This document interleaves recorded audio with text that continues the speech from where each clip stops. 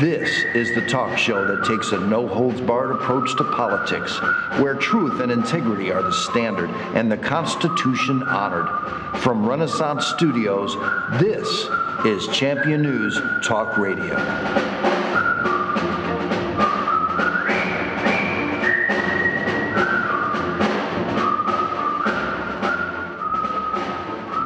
Good morning and welcome to another edition of Champion News Talk Radio. Welcome by championnews.net. This is where you can get all of your political news, and today we have it on our show with Jack Roeser, our host, and myself is Andy Shaw from the Better Government Association.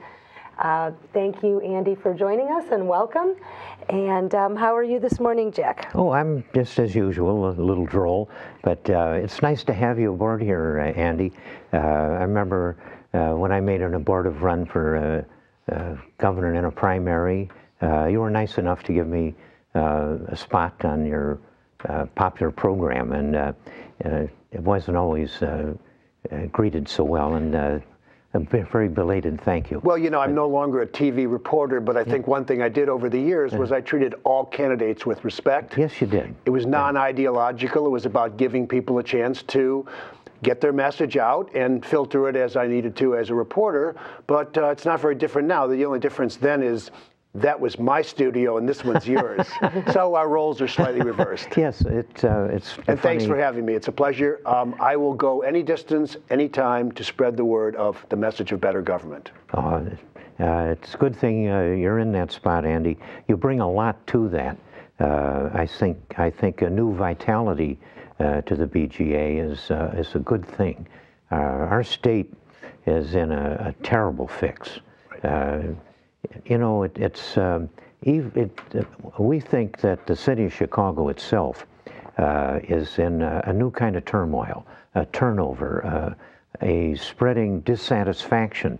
You know, it's not nice having a job because you met the requirements. We don't want nobody sent. Well, somebody big sent you and you have a job in Chicago. That's kind of nice. But it isn't nice that you get it that way. And a lot of people in the city, I think there's a big turnover racially, the Spanish rising more and more. It's a more tripartite thing with the whites and the blacks and the Spanish almost dividing up equally. And I think the people in Chicago that do have a job courtesy of the Democrat Party are beginning to feel, I don't really feel good about myself because I got this job the wrong way. Let me make one thing, you're absolutely right, but let me make one thing clear. The Better Government Association is not just about the city of Chicago. I mean, I'm out here in Carpentersville because you're part of what we're concerned with. You know, better government is our right as citizens. It's their responsibility as public officials. It is simply intolerable for public officials to treat our hard-earned tax dollars like it's their money through waste, fraud, patronage, nepotism, cronyism. And our job at the Better Government Association is to remind them that the money needs to be spent on the public, not the public officials. And so, what to a the strange extent, view. Yeah, well, actually, you know, for too many years, government has basically been self-sustaining and self-aggrandizing, and public officials have treated these jobs as personal fiefdoms and personal piggy banks. I mean, we work hard for our tax dollars. You and I may disagree politically or ideologically about where every tax dollar ought to go, but there's one thing we can agree on. It has to be spent on something that we, the public, want it spent on, not what the public official wants to use for his friends, his neighbors, his cronies. The city of Chicago is part of the problem, but as we discussed when I was out here in the last couple of weeks, this is a statewide problem, and you know what's really become most astonishing? I think the suburbs and the Collar County boards and commissions turn out to be in some ways the worst of all. And you know why? Because no one's watching. There's no scrutiny. You know, at least in the city of Chicago, you have a vibrant media that does pay attention.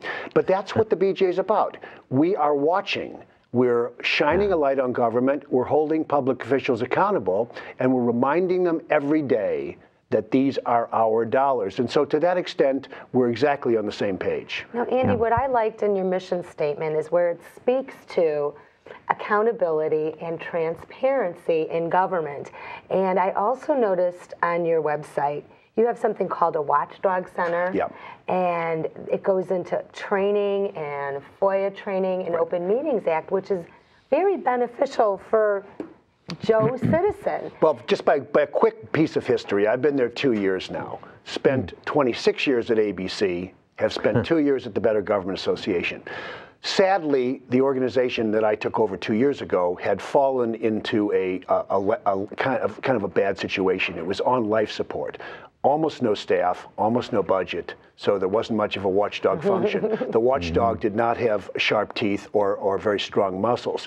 So I spent these 2 years rebuilding BGA, and part of the creed is the word faith, which has nothing to do with religion in this context. Faith is an acronym for fairness, accountability, integrity, transparency, and honesty.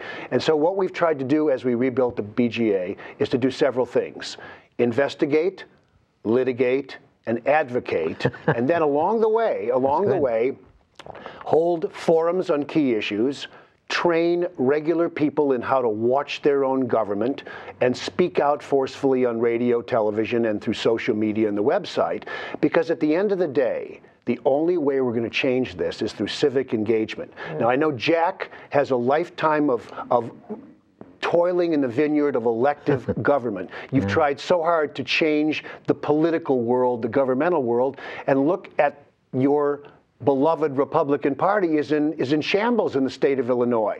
Yeah. It isn't that we shouldn't try to change through electoral politics. That's critical. But we need to change this day by day by engaging citizens. In other words, when I go out and speak, I say that by myself, I'm like Don Quixote. Remember the errant knight who tilted at windmills? Don Quixote, you may have felt like him a few times.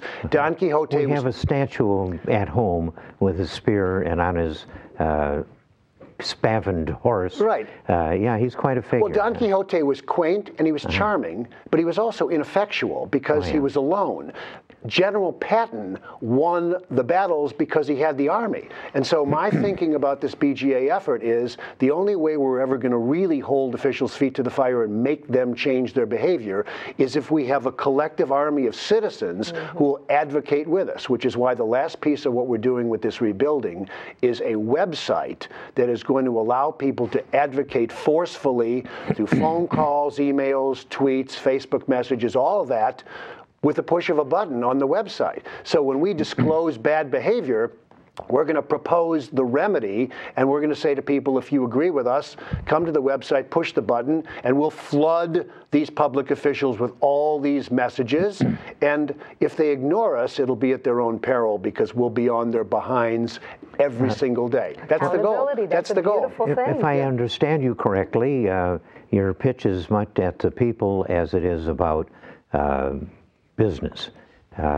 You know, traditionally, the organizations like the BGA have been business-speaking people that spoke about businessmen, had their views, and that was it. That didn't work. Andy, you mentioned that I'm old. I'm damned old. No, I didn't mention you were old. Oh, somebody did. Anyway, I'll mention it myself. We wanted to say 4 years. Yeah, well, this is exciting. In a couple of months, you're going to be exactly the same age as the Better Government Association. Well, you were born in 1923. Yeah. The organization was founded during the Capone era by a bunch of Chicago ministers and business people who were sick of Scarface calling the shots. The mayor at that time was William Big Bill Thompson, who in the past year... There's a water crib named after him. Well, he had the ignominious distinction of having been named worst big city mayor in American history. This is what Chicago was like 88 years ago. Some people say it hasn't changed much, but the names have changed, obviously. But so we share that common history. There's another change that's even more important. You know, Chicago, I'm old, and I was given a charge when I was 25 years old in 1948 after I'd done my Army duty in World War II and came back and finished college, had a year at working for Western Electric. When a man put me to work to build a new company making aircraft switches, which I did do for him. But I had a lot to learn about selling, and One of the magazines I got was Sales Management. And in the back end of it, I saw the statistics on Cook County. And it was more than twice the size of any county in the United States. Illinois was the biggest international shipper of the 48 states. It was the Chicago that even during the Depression, they said, if you can't get a job, if you can't get a job in Chicago, you can't get a job anywhere.